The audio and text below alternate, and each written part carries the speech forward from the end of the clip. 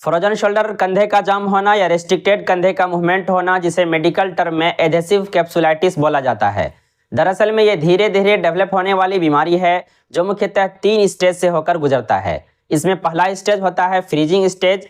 ये स्टेज 6 सप्ताह से 9 सप्ताह तक का हो सकता है और इस स्टेज में कंधे को घुमाने में दर्द होता है तथा यह धीरे धीरे बढ़ते ही रहता है और ये दर्द रात के समय ज्यादा हो सकता है और इसी स्टेज में धीरे धीरे कंधा जाम होने लगता है तथा शोल्डर ज्वाइंट का मूवमेंट लिमिटेड होने लगता है। दूसरा स्टेज होता है फ्रोजन स्टेज। इसका ड्यूरेशन 4 से 6 महीने तक का हो सकता है। इस स्टेज का खास लक्षण यह है कि दर्द तो आराम करने पे कम हो जाता है, दर्द में आराम रहता है, लेकिन जैसे ही हाथ को ऊपर उठाता हो या हाथ को घुमाता हो तो ऐसा लगता हो कि कंधा उठेगा ही नहीं और ऐसा लगता हो कि कंधा पूरा जाम हो गया है। परिणाम यह होता है कि डेली के कामकाज को करने में दिक्कत का सामना करना पड़ता है। दरअसल में इस स्टेज में शोल्डर के ज्वाइंट्स के जो कैप्सूल्स होते हैं उसमें इन्फ्लामेशन तेज हो जाता है। परिणाम स्वरूप कंधा जाम होने लगता है। फ्रोजन शोल्डर का तीसरा और फाइनल स्टेज होता है थॉइंग स्टेज। बेसिकली इस अवस्था में नेचुरल हीलिंग प्रोसेस शुरू हो जाता है।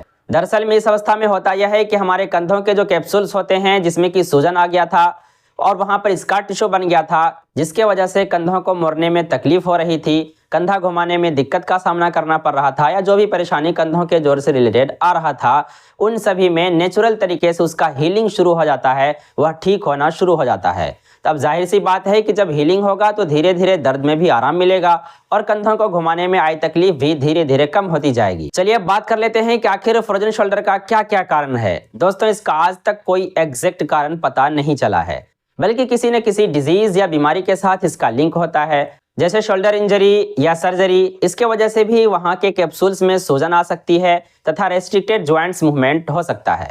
दूसरा कारण हो सकता है प्रोलॉन्ग्ड इमोबिलाइजेशन, यानी कि किसी वजह से भी अगर लंबे समय तक कंधों के जोड़ में गति न हुई हो। ऐसा अक्सर इंजरी के बाद रेस्ट करने की वजह से हो सकता है। इसके वजह से भी फ्रोजन शोल्डर की समस्या आ सकती है।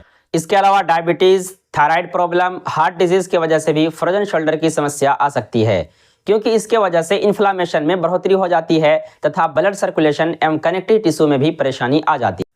चूंकि इन्फ्लामेशन शोल्डर ज्वाइंट्स में भी हो सकता है, तो इसलिए इन सभी वजहों से फ्रोजन शोल्डर की समस्या आ सकती है।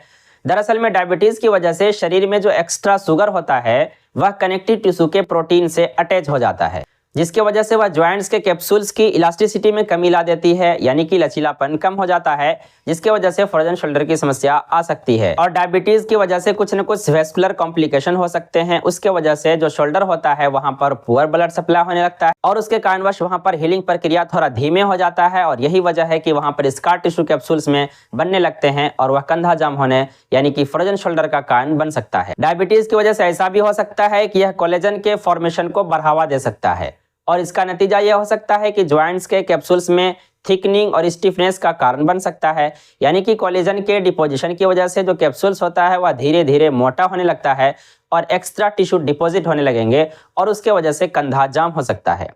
अब फ्रोजन शोल्डर के रिस्क फैक्टर में एक फैक्टर एसोसिएटेड हो सकता है थायराइड डिजीज।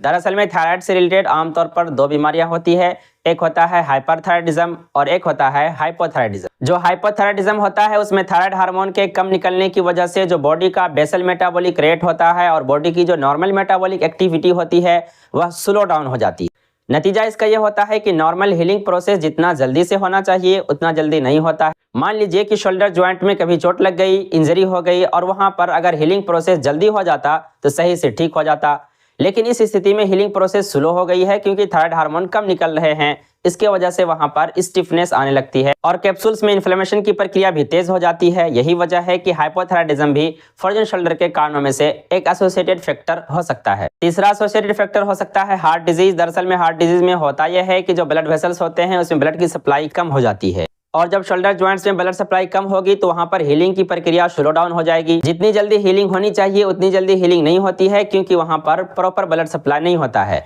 तो कुल मिलाकर यह सभी कुछ फैक्टर हैं जो कि उसको बढ़ावा दे सकता है। इन्फ्लेमेशन के डिले होने की वजह से फ्रोजन शोल्डर की समस्या आ सकती है।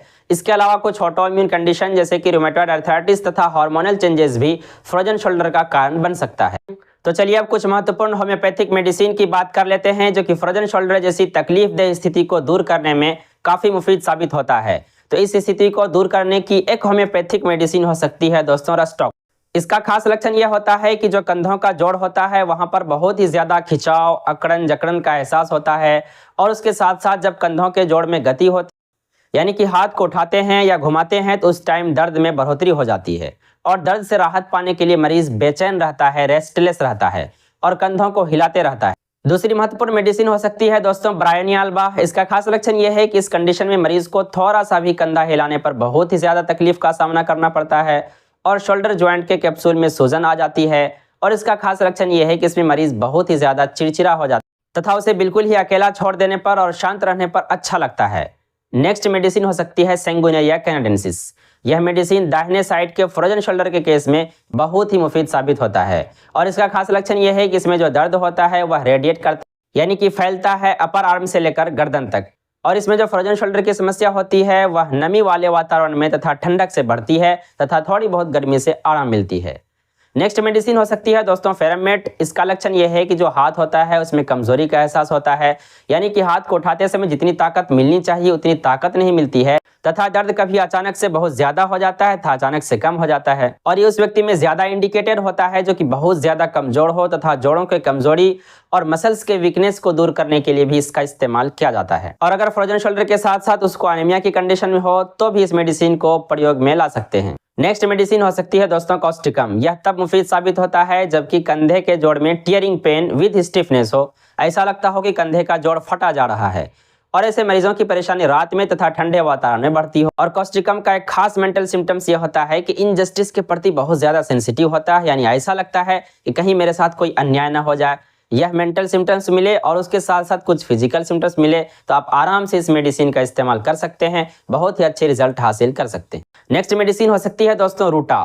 यह दवाई तो जोड़ों के जकड़न अकड़न में बहुत ही कारगर साबित होता है। उसके साथ साथ इसका खास लक्षण यह है कि अगर कभी कंधों के जोड़ का बहुत ही ज्यादा इस्तेमाल हो गया हो, ओवर यूज हो गया हो, उसके वजह से जो कंधों के जोड़ के कैप्सूल्स होते हैं वह घिस गया हो, यानी कि कार्टिलेज में कोई डिफेक्ट आ गई हो, तो उस कंडीशन में तथा हड्डी के पेरियोस्टम पर इसका असर होता है, तो यानी कि हड्डी में कभी इंजरी हो गई हो, उसके वजह से ज्वाइंट्स के हड्डी में परेशानी आ गई हो, तो ये सभी रीजन अगर रहा हो फ्रोजन शोल्डर का तो आप इस मेडिसिन का इस्तेमाल कर, यानी कि हिस्ट्री ऑफ इंजरी मिले और ओवर यूज मिले शोल्डर ज्वाइंट का तो डेफिनेटली रूटा का इस्तेमाल कर सकते हैं। इसके अलावा और भी बहुत सारी होम्योपैथिक मेडिसिन है जिसका इस्तेमाल फ्रोजन शोल्डर के केस में किया जाता है। ऐसा नहीं है कि यहाँ पर जितनी मेडिसिन के बारे में हम चर्चा किए हैं सिर्फ वही मेडिसिन फ्रोजन शोल्डर के लिए बेस्ट इंडिकेटेड होता है, बल्कि जिस मेडिसिन का सिम्टम्स भी आपके फ्रोजन शोल्डर के सिम्टम्स से मैच करता हो वह मेडिसिन आपके लिए इंडिकेटेड हो सकता है। तो इन सभी मेडिसिन के अलावा और भी कुछ होम्योपैथिक मेडिसिन है जिसका इस्तेमाल फ्रोजन शोल्डर के केस में किया जाता है, जैसे कि फाइटोलक्का, लिडम्पाल, हाइपेरिकम, कैलकेरिया कार्ब। दोस्तों होम्योपैथिक मेडिसिन के साथ साथ एक्सरसाइज का भी फ्रोजन शोल्डर के केस में काफी रोल रहता है। तो प्रॉपर तरीके से होम्योपैथिक मेडिसिन और उसके साथ साथ जो आपके लिए एक्सरसाइज बेस्ट हो उस एक्सरसाइज को अगर करेंगे तो आप बहुत ही जल्द फ्रोजन शोल्डर की समस्या से निजात पा सकते हैं। दोस्तों अगर आपको फ्रोजन शोल्डर से रिलेटेड कोई क्वेरी हो तो आप कमेंट में पूछ सकते हैं। उम्मीद करते हैं कि बाकी सारी वीडियोस की तरह ये वीडियो भी इंफॉर्मेटिव रहा होगा। So finally I would like to say thank you for giving your precious time for watching my videos.